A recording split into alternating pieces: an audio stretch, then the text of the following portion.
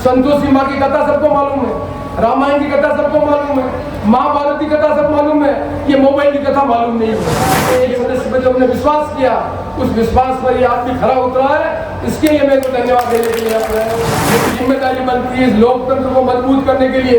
आपकी इच्छा उसको वोट दो, लेकिन आप वोट देने का जो तरीका है उस तरीके को समझने की आवश्यकता है। विधानसभा का अध्यक्ष का काम कर रहा था, अब पता लगा विधानसभा तो खत्म हो रही है, वापिस में कांग्रेस का ही विधायक लिखा हुआ है, तो मैंने कांग्रेस का काम किया। हमारी दूसरी व्यवस्थाओं का काम करने का काम, भारत सरकार में जो पैसा आ रहा है वो पैसा हमारे यहाँ लग रहा नहीं लग रहा, ठीक ढंग से लग रहा नहीं लग रहा, तब फैसला करना।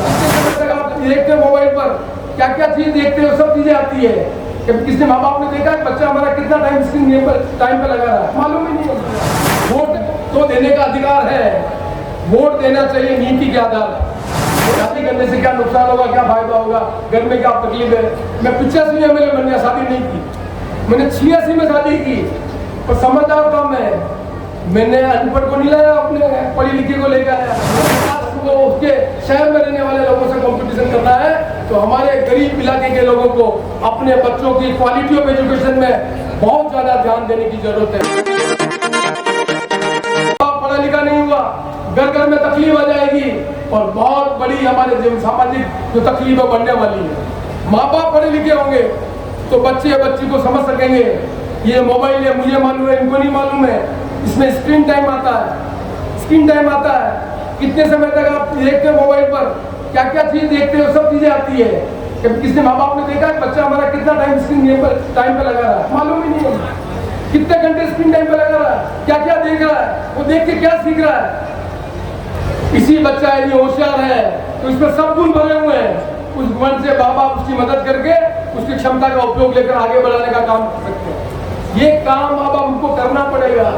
सड़क बना दो, सामुदायिक भवन बना दो, ये काम कर दो, ये काम नहीं करेंगे तो भी हम अपने परिवार का, अपने कार्यकर्ता का जीवन ठीक ढंग से नहीं कर पाएंगे। इसलिए मैंने सोचा कि जब आतिश जी ने मुझे बुलाया तो मेरे मन में कल्पना थी कि मैं जाऊंगा, और मेरे मन में जो विचार हैं वो विचार मैं आपके साथ रखूंगा। वोट तो देने का अधिकार है, वोट देना चाहिए नीति के आधार पर। वोट देना चाहिए कि जो जिम्मेदारी का निर्वहन कैसे, ये चुनाव वार्ड पंच का है तो वार्ड पंच का वोट देने का नियम होना चाहिए। उस आदमी ने व्यक्तिगत लाभ के लिए कितने आदमियों को मदद करने का काम किया, वो अच्छा वार्ड पंच होगा। सरपंच कौन सा अच्छा होगा, वो नहीं जिसने व्यक्ति का चयन किया। सरपंच वो अच्छा होगा कि पंचायत समिति के पैसे से किसने सीधी सड़क बने, वो टूटी की टूटी, ये इंटरलॉकिंग सड़क टूटी की टूटी, ये काम सरपंच का है। सरपंच कितने समय फैसला ये करना, एमएलए का फैसला करना कि यहाँ पर इरिगेशन की व्यवस्था करने का काम क्या नहीं किया, कॉलेज खोलने का काम क्या नहीं किया, अस्पताल खोलने का काम क्या नहीं किया, तब फैसला करना है एमएलए किसको करना है। एमपी का जब फैसला करो तो फैसला करना कि टावर की यहाँ पर ठीक से रेंज हमारा आ रही नहीं आ रही, हमारी दूसरी व्यवस्थाओं का काम करने का काम, भारत सरकार में जो पैसा आ रहा है वो पैसा हमारे यहाँ लग रहा नहीं लग रहा, ठीक ढंग से लग रहा नहीं लग रहा, तब फैसला करना। कब लगेगा कि हम लोकतंत्र में, इस संसदीय लोकतंत्र के माध्यम से हम देश को आगे बढ़ाना चाहते हैं, गांव को आगे बढ़ाना चाहते हैं, परिवार को आगे बढ़ाना चाहते हैं। ऐसे प्रतिनिधि चुन के आएंगे, जिम्मेदार होंगे, तब वो अपनी जिम्मेदारी का निर्वहन करके अपने कर्तव्य का सही ढंग से निर्वहन करेंगे। ये लोकतंत्र में समझने की आवश्यकता है। इसलिए मैंने समझा कि मैं तो आज विधानसभा का अध्यक्ष हूँ, मुझे चुना आपने कांग्रेस के एमएलए के रूप में, तो वहाँ पर लिखा हुआ है कि कांग्रेस का उम्मीदवार जीता सीपी जोशी, तो मेरी पार्टी ने बहुमत मिला, तो मुझे कहा विधानसभा के अध्यक्ष, तो विधानसभा का अध्यक्ष का काम कर रहा था। अब पता लगा विधानसभा तो खत्म हो रही है, वापिस में कांग्रेस का ही विधायक लिखा हुआ है, तो मैंने कांग्रेस का काम किया। कांग्रेस की जिम्मेदारी बनती है क्या, एक अध्यक्ष के रूप में मैंने जो काम देखा, मेरी जिम्मेदारी बनती है इस लोकतंत्र को मजबूत करने के लिए। आपकी इच्छा उसको वोट दो, लेकिन आप वोट देने का जो तरीका है उस तरीके को समझने की आवश्यकता है। यदि हमने इसको नहीं समझा तो जाति के आधार पर, धर्म के आधार पर, भावनाओं के आधार पर यदि हमने मत दे दिया तो हम न अपने गांव का विकास करेंगे, न अपने परिवार का विकास करेंगे, न देश को मजबूत करेंगे। ये भावना को व्यक्त करने के लिए ये जो मुझे प्लेटफॉर्म दिया आदित्य जी ने, मैं इसको बहुत बहुत धन्यवाद देना चाहता हूँ। इनके सब साथियों को धन्यवाद देना चाहता हूँ, चाहे पंचायत समिति के सदस्य हो, सरपंच साहब हो, वार्ड पंच साहब हो, हमारे जिला सदस्य हो, जितने हमारे साथी हैं उनको मैं बहुत हृदय से धन्यवाद देना चाहता हूँ। एक ऐसे स्थान पर जहाँ पर सिंह जी प्रधान रहे, जो यहाँ एमएलए रहे, उनके परिवार के एक सदस्य पर जो हमने विश्वास किया, उस विश्वास पर ये आदमी खरा उतरा है। इसके लिए मैं तो धन्यवाद देने के लिए मैं एक बार आप सबसे अपील करना चाहता हूँ, ये माताएं बैठी हुई है, संतोषी माँ की कथा सबको मालूम है, रामायण की कथा सबको मालूम है, महाभारत की कथा सब मालूम है, ये मोबाइल की कथा मालूम नहीं है। ये मोबाइल की कथा समझने के लिए हाथ खड़ा करो। 10वीं तक बच्चों को नहीं पढ़ाओगे तो शादी नहीं करनी, और शादी घर वाला करे तो रोटी बंद कर देना उनका। ये हाथ खड़े नहीं हुए, हाथ खड़ा करके बताओ, बाकी बोलो। हाथ खड़ा करके फैसला करो, किसी भी जाति संप्रदाय बच्ची को पढ़ाना बहुत जरूरी है। आखिरी बात सुन लें, किसी भी जात का बच्चा हो, मैं मेरा उदाहरण देता हूँ, समझ में आ जाएगा। मेरे पिताजी प्राइमरी स्कूल में अध्यापक थे। प्राइमरी स्कूल में आजादी के समय में प्राइमरी स्कूल में पढ़ाने वाले को एसटी नहीं करनी पड़ती, जो मास्टर बन जाता उसको मास्टर मान लेते थे, फिर उसको मिडिल का पास करने के बाद मास्टर का काम करता। मेरे पिताजी उस जमाने के मिडिल पास थे। हम 6 भाई हैं, मुझे पढ़ाया।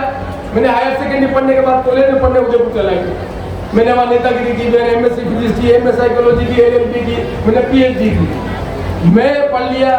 1980 में मोहनलाल जी सुखाड़िया और कांग्रेस के कारण मैं एमएलए बन गया 29 साल की उम्र। मैंने शादी नहीं की, समझदार था। शादी करने से क्या नुकसान होगा, क्या फायदा होगा, घर में क्या तकलीफ है। मैं 85 में एमएलए बन गया, शादी नहीं की। मैंने 86 में शादी की और समझदार था मैं। मैंने अनपढ़ को नहीं लाया, अपने पढ़ी लिखी को लेकर आया। मेरी पत्नी भी मेरे साथ पढ़ाने आती है। और जब मैं 1990 में आ गया, 93 में टिकट नहीं मिला, तो 90 से 98 तक मुझे कोई तकलीफ नहीं थी। 1 तारीख को तनख्वाह उसको भी मिलती थी, मेरे को मिलती थी। आप मजदूरी करो, 2 लाख रुपये महीने के नहीं मिलते, मुझे वही मिल रहे थे। तो अब रिटायरमेंट के बाद धन्यवाद, जीताओं को भी धन्यवाद, नहीं जीताओं को भी धन्यवाद, मेरे को जिंदगी भर तक पेंशन की व्यवस्था कर रखी है। और अशोक गहलोत की सरकार तो 2 कदम आ गए। गरीब का लड़का पढ़ गया, मास्टर बन गया, तो मरते दम तक उसको पैसा मिलेगा। इससे बड़ा सरकार ने और काम किया गया। तो हमारी जिम्मेदारी नहीं बनती है कि हमारा बेटा भी पढ़ा लिखा होना चाहिए, सरकारी नौकरी होनी चाहिए, उसको भी जिंदगी भर की पेंशन मिलनी चाहिए। ये हमारे सरकार स्कूल खोलते हैं, बच्चे की खाने की व्यवस्था करते हैं, आपके मास्टर की व्यवस्था करते हैं, फिर बच्ची को नहीं पढ़ाए तो अपना परिवार आगे नहीं बढ़ सकते। और अंत में सुन लें, जब ये रीट का एग्जाम पर हुआ था, 12 लाख बच्चों ने एग्जाम दिया है, एचटीसी बीएड 12 लाख, 65,000 पोस्टें थी, तो 11 लाख पढ़ा लिखा बच्चा अनएम्प्लॉयड है। समझ में आ रहा है आपने को? उसकी जब कट ऑफ देखेंगे, एससी की कट ऑफ अलग, एसटी की कट ऑफ अलग, महिलाओं की कट ऑफ अलग, ओबीसी की कट ऑफ अलग, जनरल की कैटेगरी हिसाब लगा के देख लेना, कैटेगरी आ रही है 80%। और गांव का गरीब आदमी का, ब्राह्मण का लड़का हो, राज का लड़का हो, किसी कास्ट का लड़का हो, उसका मेरिट में बन रहा 50%, 60%, वो बीए करके 5-5 साल लड़के घूम रहा है। समझ में आ रहा है देश में क्या हो रहा है?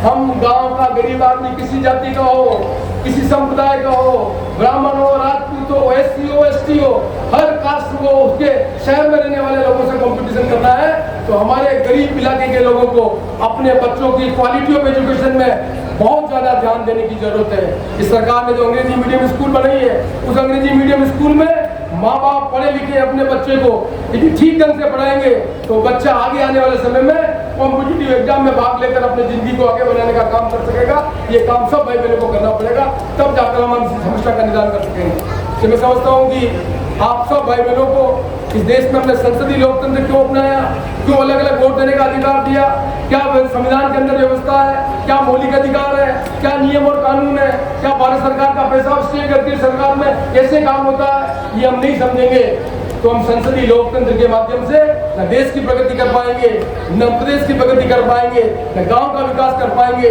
और न व्यक्तिगत लाभ की योजना से अपने परिवार को आगे बढ़ाने का काम कर सकेंगे। मैं आशा करता हूँ नौजवान पीढ़ी के जो लोग इस बात को समझेंगे और आने वाले समय में ये सब काम करने का काम करेंगे, जिससे मेरी भावना में जो आपके सामने अभिव्यक्त करने का मौका दिया। मुझे आदित्य जी ने भी मांग की, मेरे साथ आदित्य जी को मांग देने का अधिकार है, जनप्रतिनिधि है, मेरा काम सुनने का है, सही बात बोलने का अधिकार है। उन्होंने मुझे कहा गरीबा से कोटड़ी होते हुए उदयपुरा तक सड़क, पीपावा से लुलेरा सड़क, तावड़ा से गुजराकरा सड़क, तावड़ा से खेल स्टेडियम सड़क, भिलूट से खेल स्टेडियम। मैं तो एमएलए हूँ डॉक्टरा का, आपने कागज दिया, आपकी पैरवी करने का काम मैं कर सकता हूँ। सरकार के जो आचार संहिता लगती है उसमें ये काम नहीं हो सकता, एस्टीमेट बनता है, फाइनेंशियल टेंशन आती है। तो मैं ये बात कह सकता हूँ कि आपकी ये भावना है, इस भावना को एडवोकेसी करने का, वकालत करने का मैं काम करूँगा, जिससे आपके इलाके में भी ये काम हो सके। यही बात मुझे आप सबसे करनी। एक बार मैं पुनः हृदय से आप सबको बहुत बहुत धन्यवाद देता हूँ। आप इतनी बड़ी तादाद में इकट्ठे हुए और मैं अंत में फिर भगवान से प्रार्थना करता हूँ आप सबके परिवार में खुशियाँ ले आवे, आपके बच्चे बच्चे पढ़े लिखे हो, होशियार हो, हाकिम बने, हुकूमत करे, अपने गांव, अपने परिवार, प्रदेश और देश के विकास में भागीदारी निभाए। धन्यवाद, नमस्कार। The Maruti Nandan grand, Nathdwara स्थित एकमात्र ultra luxurious 5 star hotel. Rajsamand जिले की एकमात्र 5 star hotel the Maruti Nandan grand में भोजन की स्वादिष्ट थाली अब सिर्फ 290 रुपए में। श्रीनाथ जी की नगरी नाथद्वारा में इस सुनहरे अवसर का आनंद अवश्य उठाएं।